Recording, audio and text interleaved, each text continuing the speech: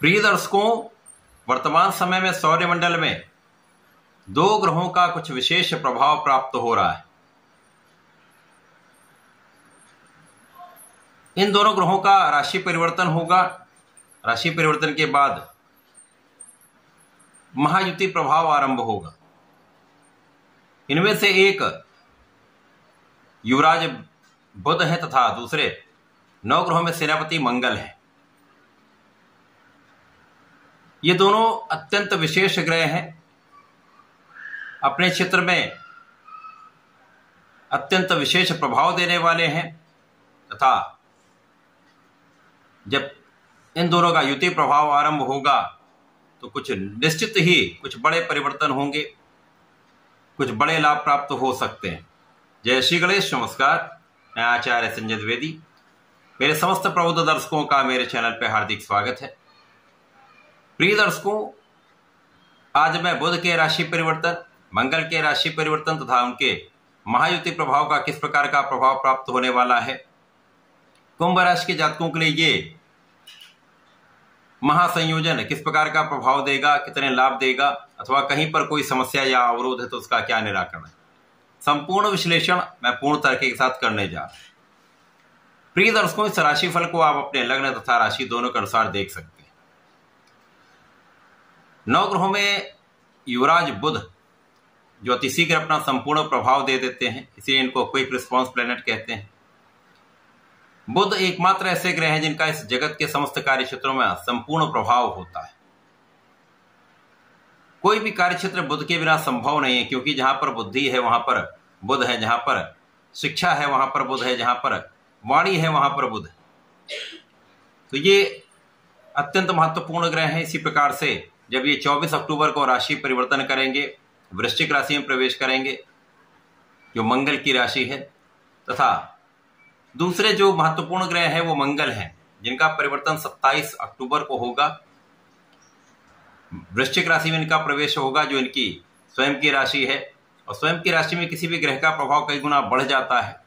और मंगल जब वृश्चिक राशि में पहुंचेंगे तो यहाँ पर एक महाप्रबल पंच महापुरुष राजयोग बनेगा, जिसे रोचक योग कहते हैं।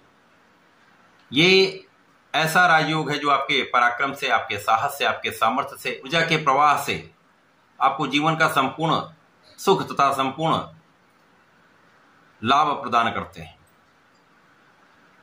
अब दोनों महत्वपूर्ण ग्रहों का महायुति प्रभाव वृश्चिक राशि में आरंभ हो जाएगा।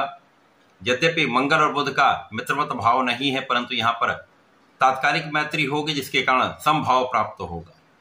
अब जब दो ग्रह समभाव में होते हैं तो निश्चित रूप से ये अपने कार्यकर्तव्य को पूर्ण करते हैं और अपने भावों को प्रबल करते हैं। कुंभ राशि के लिए यदि हम अवलोकन करें तो शनि जी की राशि कुंभ राशि है, जहां पर बुध का मित्रवत भाव है तथा मंगल के साथ इनका मित्रवत भाव ना होकर फिर भी कुछ विशेष प्रभाव प्राप्त होता है। कुंभ राशि के लिए ये जो महायुति प्रभाव है वो दसम भाव में आरंभ होगा। दसम भाव जो कार्य क्षेत्र का भाव है, केंद्र का भाव है, जहां पर समस्त ग्रह बलवान हो जाते हैं। तो यहाँ पर मंगल रोचक योग में होकर वैसे भी महाबलवान होंगे तथा यहाँ पर उनको दिग्बल भी प्राप्त होगा।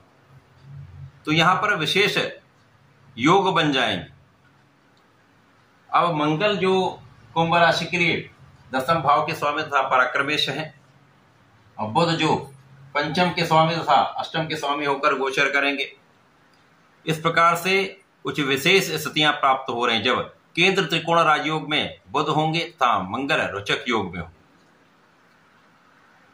अब ज्ञान, शिक्षा, विवेक, प्रज्ञा के स्वामी बुध हैं। जब ये दसम भाव में होंगे और मंगल का प्रभाव आपके लग्न पर होगा तो आपको ऊर्जा का श्रेष्ठ प्रभाव प्राप्त होगा। साथ ही साथ आप ज्ञानवान भी हो। आप अपनी शिक्षा में बहुत अच्छा करने वाले, शिक्षा का भाव प्रबल हो रहा तथा शिक्षा के क्षेत्र में एक अच्छा परिणाम आपको प्राप्त होगा। जो विद्यार्थी गण हैं उनके लिए बहुत अच्छा समय है, जब आपका पढ़ाई में मन भी लगेगा तथा प्रतियोगिता परीक्षा में सफलता का समय है। अब बुध जो मंगल की ऊर्जा को नियंत्रित करने वाले हैं, यहां पर दसम भाव में होकर आपके बुद्धि बल को श्रेष्ठ करेंगे, आपकी गणनाओं को श्रेष्ठ करेंगे, वाणी की प्रबलता को यहाँ पर संतुलित करेंगे। तो वाणी आपकी श्रेष्ठ रहने वाली है, वाणी का चातुर्य रहेगा, बुद्धि बल रहेगा तथा मंगल का श्रेष्ठ प्रभाव आपको ऊर्जावान बनाएगा। इस पूरे समय में आप विवेकपूर्ण निर्णय लेने वाले हैं, आप बहुत विचारशील रहने वाले हैं, कोई भी काम करेंगे वहां पर आप अच्छे निर्णय करने वाले हैं।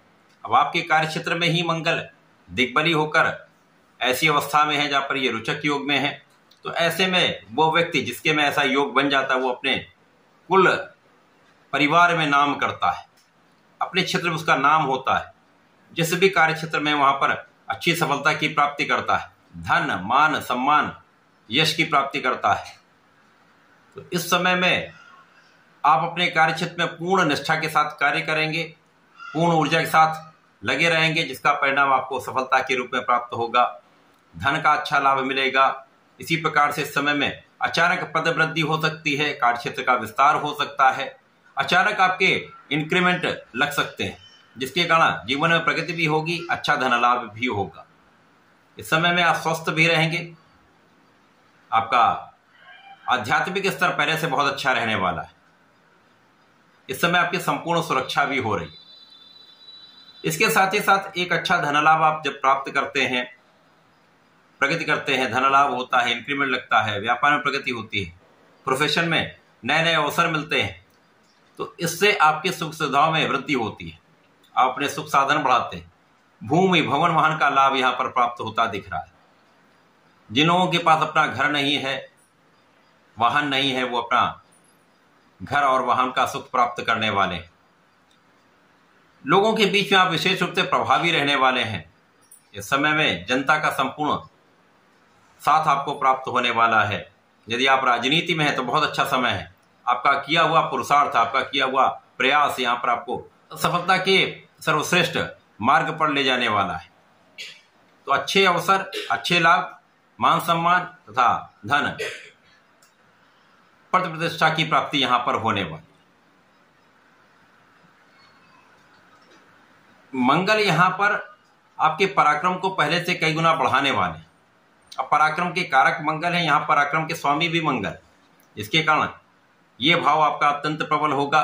तो आप अपने साहस के साथ, अपने पराक्रम के साथ जिस भी क्षेत्र में आप हैं वहां पर सर्वश्रेष्ठ प्रयास करने वाले और परिणाम सकारात्मक प्राप्त होगा। निश्चित रूप से यह समय आपके लिए अत्यंत अनुकूल है, अच्छी स्थिति आपकी रहने वाली है।